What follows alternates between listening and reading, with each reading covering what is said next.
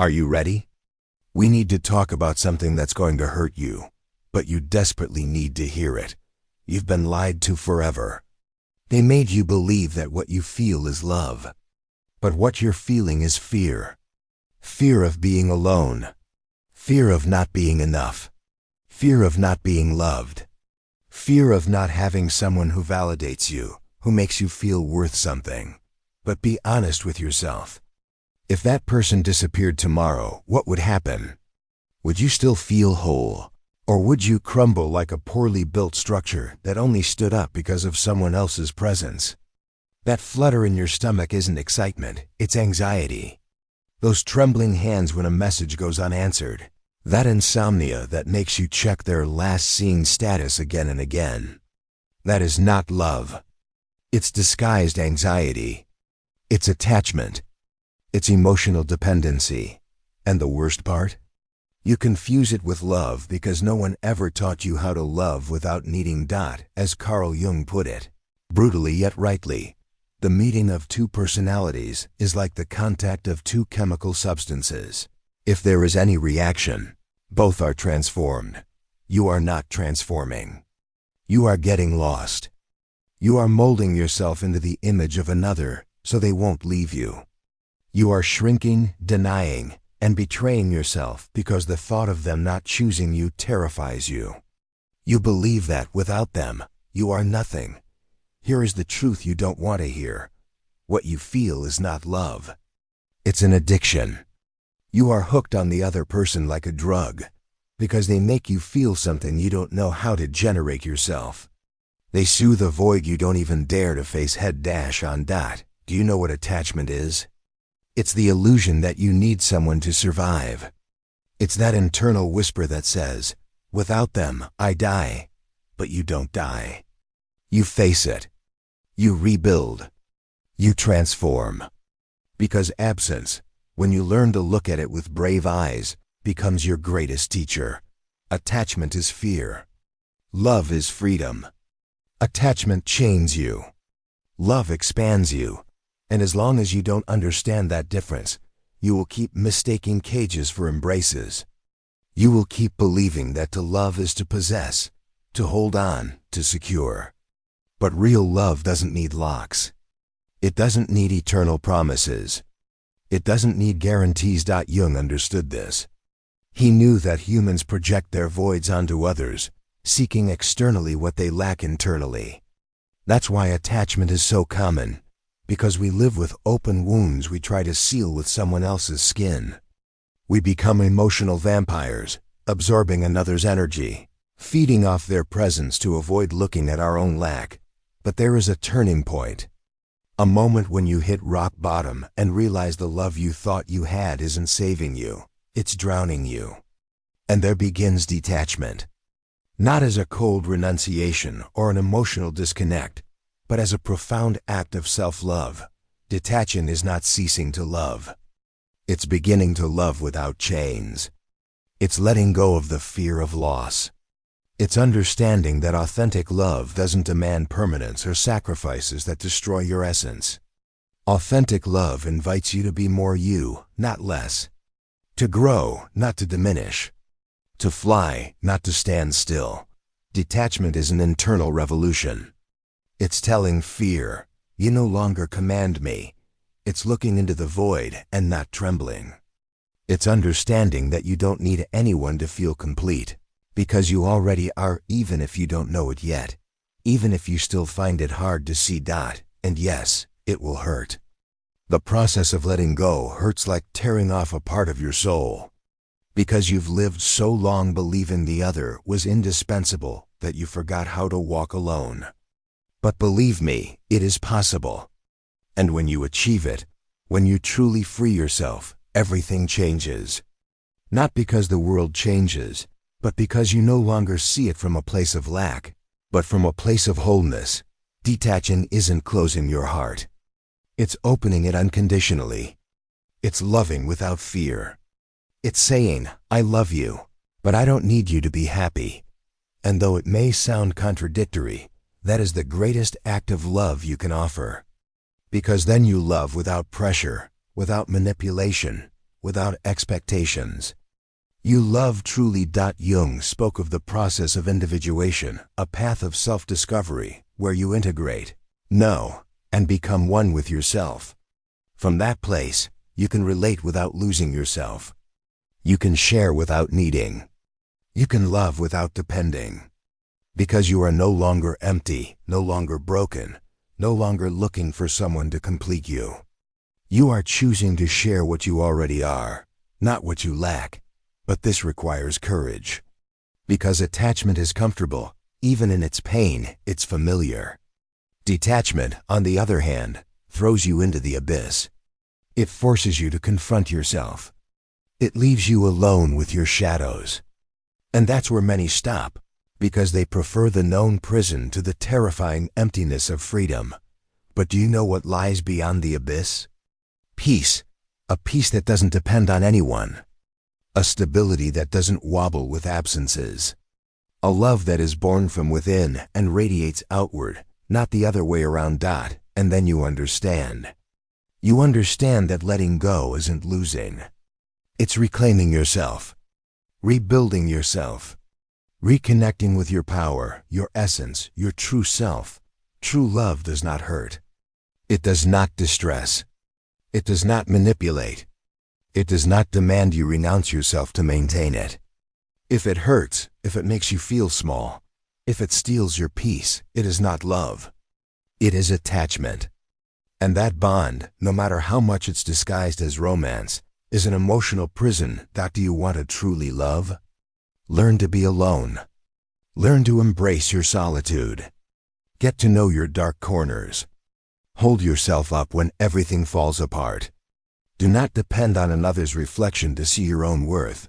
Only then can you look someone in the eyes and say, I choose you, but I do not need you, and that is brutally beautiful.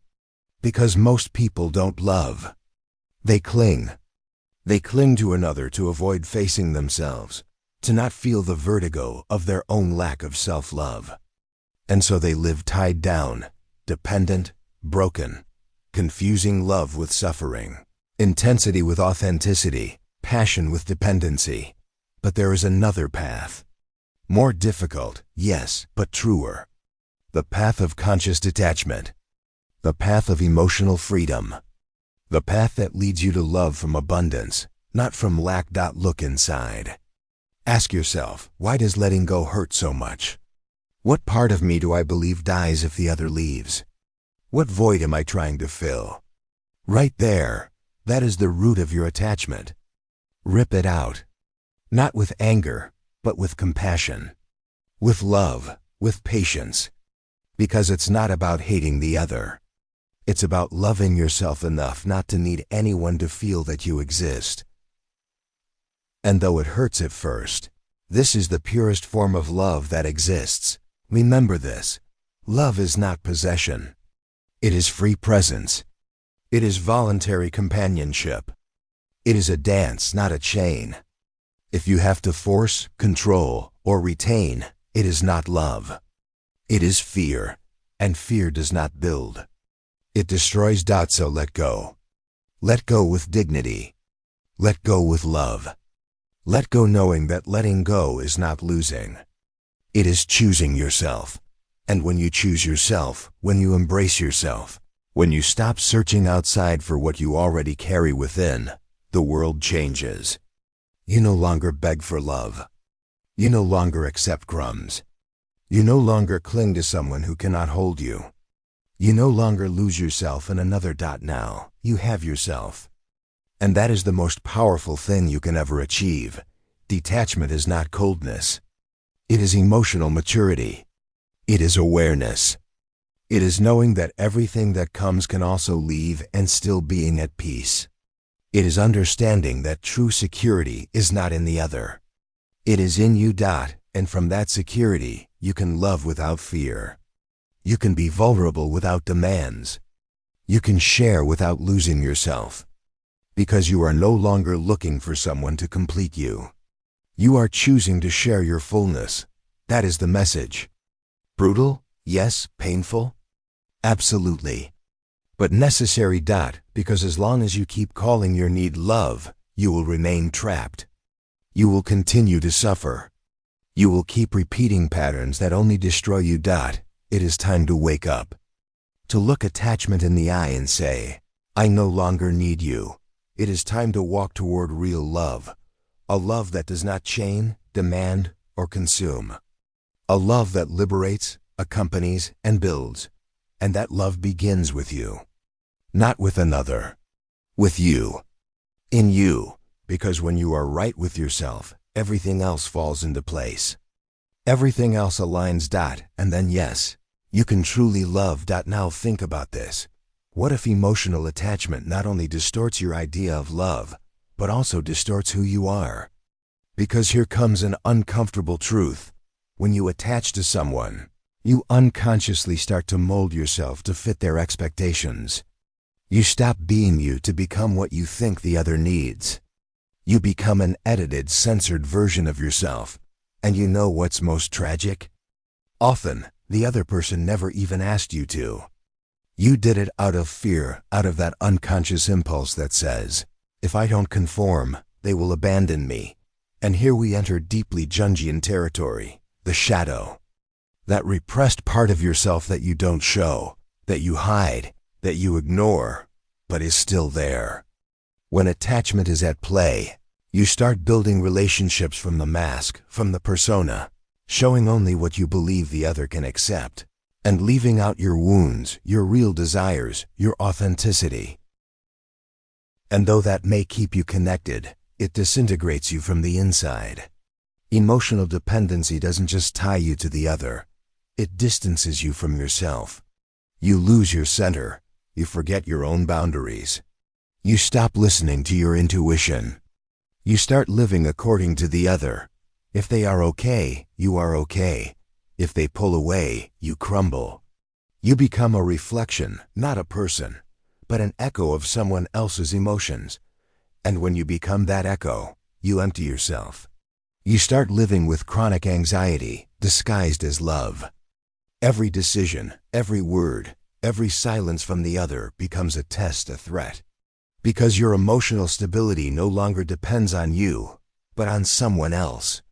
And that is extremely dangerous, because no one, absolutely no one, has the obligation to sustain your inner world.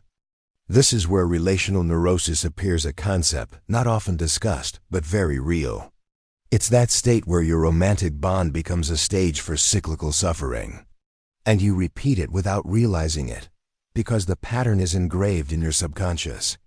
Jung knew it. Until you make the unconscious conscious, it will direct your life, and you will call it fate. You repeat the same type of relationship over and over, with different faces, but the same story. Relationships where you love from need, where you sacrifice yourself to be loved, where fear is the true engine. But there's something even darker, idealization. That distortion you create when you put the other on a pedestal. You're not seeing the real person. You're seeing an image you projected onto them. And the higher you place them, the smaller you become. And here, everything breaks because love requires equality. When you minimize yourself, the connection ceases to be loving and becomes emotional servitude. So what is the way out? Going inward, toward the uncomfortable. Toward that corner where your misunderstood solitude resides. Because if you are not capable of being with yourself, you will keep searching for someone else to do it for you. And worst of all, you will demand it. You will become demanding, controlling, insecure, not because you are bad, but because you are hurt. And you are trying to use love as a bandage when what you need is emotional surgery. Jung spoke of the integration of the anima and animus, the internal feminine and masculine energies we all carry. When they are not integrated, we search outside for what we lack inside, and that search leads us to attachment. But when you do the inner work, when you recognize yourself as complete without needing another to complement you, the miracle occurs. You start to connect from desire, not need, from choice, not fear, from awareness, not lack. And then love changes form. It ceases to be an urgency and becomes an expansion. You no longer seek for the other to save you. You seek for them to walk with you. You no longer demand, you propose. You no longer retain. You share, because you no longer love from hunger. You love from abundance. But getting there involves crossing a desert, the desert of detachment. An arid, lonely space, full of mirrors where you must face yourself. Where you can't blame anyone. Where you have to look at yourself with brutal honesty and say, this is not love. This is fear of being alone. And that phrase, though it hurts, is the beginning of your freedom. Because once you see it, you cannot unsee it. You can no longer settle for mediocre relationships. You can no longer keep confusing intensity for love. You can no longer keep sacrificing your peace for the company of someone who doesn't even truly see you. You have awakened. And though that means you might lose people, it also means you recover yourself. And here, the process becomes sacred. Because you understand that detachment is not coldness, it is healing. It is not indifference, it is self-respect. It is not resignation. It is choice. It is saying, I love you, but not at the cost of myself. It is having the maturity to let go of what doesn't serve you, even if it hurts. It is stopping the negotiation of your worth for a dose of attention. And something brutal happens when you achieve it. Your emotional vibration changes. And you start to attract different bonds. People who don't seek to complete you, but to accompany you. Who don't need you, but choose you. Who don't drain you, but empower you. Because you are no longer vibrating from lack, but from integrity. And here comes the most messed up and most beautiful thing at the same time. Many will leave. Many will not know how to love your freedom. Many will not withstand the fact that you don't need them, because they are used to being someone's oxygen. And when they see you breathing on your own, they feel useless. But that is not your problem. Your only responsibility is to yourself. This is the true path of transformation. When you stop begging for love and start becoming it. When you no longer seek someone to hold you so you won't feel alone, because you've learned to hold yourself. When silence is no longer an enemy, but a temple. When you discover that your value was never in another's gaze, but in how you regard yourself when no one is watching. And yes, there will be relapses, because we are human. Because the fear of loneliness doesn't disappear overnight. But every time you choose your peace over the company that breaks you, you are rewriting your history. And that is power. That is love. That is freedom. Do you want to truly love? Stop asking to be completed. Start completing yourself. And from that place share. Because authentic love doesn't need chains. It only needs wings, wings to fly together or separately. But always in peace. Because real love doesn't tie. It accompanies, and that is what truly matters. And if you've gotten this far, it's because something inside you knows it. Because there is an internal voice, perhaps very small, silenced for years, that is starting to scream from the depths. Enough. This is not love. This is breaking me. And that voice, no matter how much you try to silence it with excuses, empty promises, maybe they'll change, or it's not that bad. That voice will no longer be silenced. Now we go deeper. We go to the origin, because emotional attachment does not begin in your current relationship. It is not the other's fault. It started much earlier. It started in your childhood. In that first moment when someone perhaps unintentionally taught you that to be loved, you had to earn it. Be good, be quiet, be useful, be perfect, be invisible, adapt. Don't be a bother. Don't cry too much. Don't get angry. Don't be yourself. From that moment, you learned that love came with conditions. That to receive it, you first had to deserve it. And that's where it all began. The adult who suffers for love today is the child who never felt enough. Here is the real wound. It is not the other who breaks you. It is you, repeating the script you learned when you didn't even know how to name your emotions. Jung called it the wounded inner child. And it is not a cheesy metaphor, it is a psychic reality. That child lives inside you, and if you don't listen to them, they take control. They make you act from pain, not awareness. They make you cling, beg, tolerate the intolerable, just to avoid reliving that original wound of abandonment. But there's more. Because when you don't heal that, you fall into another fatal error. You fall in love with potential, not reality.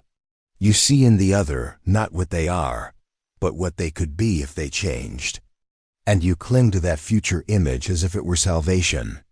When they mature, when they understand, when they stop doing this or that, and so you become a hostage to a promise that never materializes. You live trapped in a relationship with someone who only exists in your head. Meanwhile, you postpone your dreams. You postpone your dignity. You tell yourself, just a little more, but that little becomes years.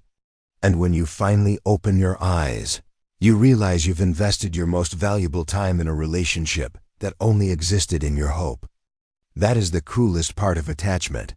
It steals the present in the name of a future that never arrives. But let's go even further. Because attachment has another face, even harder to see. It makes you addicted to drama. Yes, you read that right.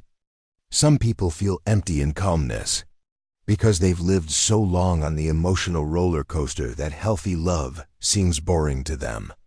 Intensity becomes the measure of love. If there's no jealousy, no arguments, no breakups, no tearful reconciliations, they feel like something is missing. And that is a brutal trap. Because emotional chaos is adrenaline. And like all adrenaline, it's addictive, but it doesn't build. It only wears you out. Have you noticed how sometimes you reject those who love you well? Those who don't demand that you break yourself to deserve it? Those who give without asking for anything in return. Why? Because your emotional system is accustomed to pain. Because you don't know how to receive without paying for it with suffering. Because you don't know what to do when there is no fight. And that too is attachment, an attachment to pain, to the known, to what destroys you but feels familiar. So how do you break the cycle? First, through awareness. Stop justifying what hurts you. Stop romanticizing what makes you small. No, jealousy is not love. No, suffering does not validate the intensity of a relationship. No, loving should not cost you your mental health. Second, stop looking for solutions outside. Stop waiting for the other to change, to value you, to realize what they have. Start looking at yourself. Because the love you demand is the love you do not give yourself. Here comes a forgotten but vital concept, self-affirmation. Being able to say, this is who I am. This is what I feel. This is what I need. This is what I will not tolerate. And maintaining that, even if it means losing the other.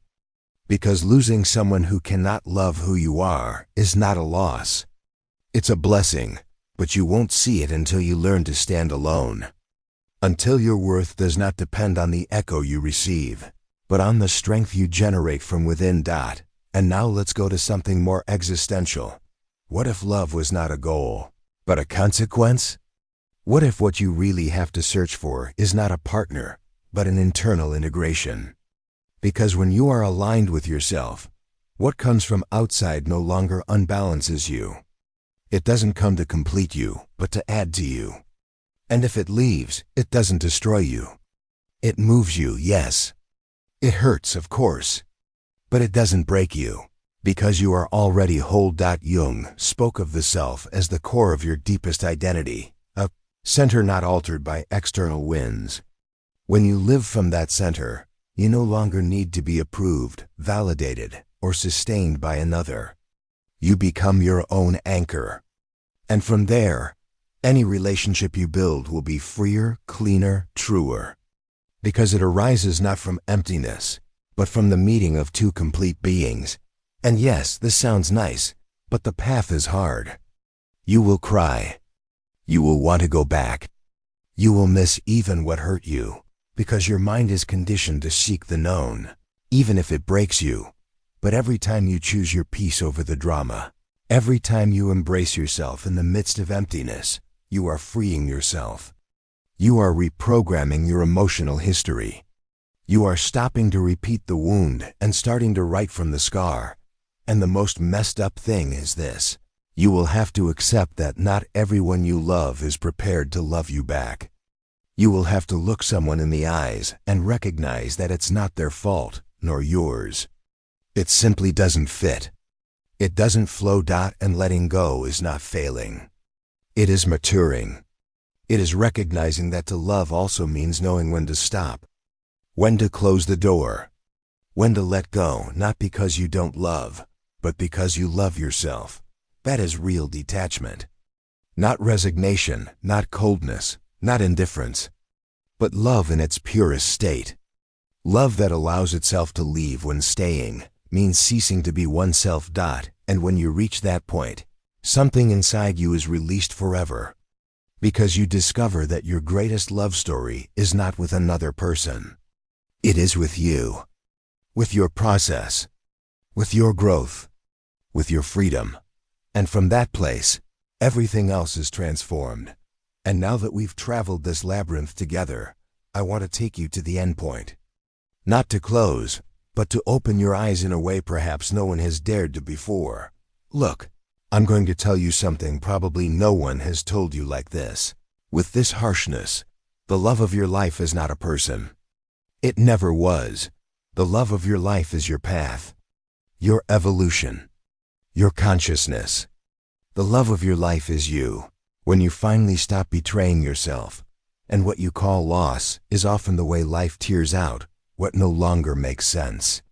What is holding you back? What is preventing you from blooming? Of course it hurts. It hurts to detach. It hurts to stay alone with oneself. It hurts to look around and see that the person who filled your mind and body is no longer there. But what if that pain were necessary? What if it were the fever before healing?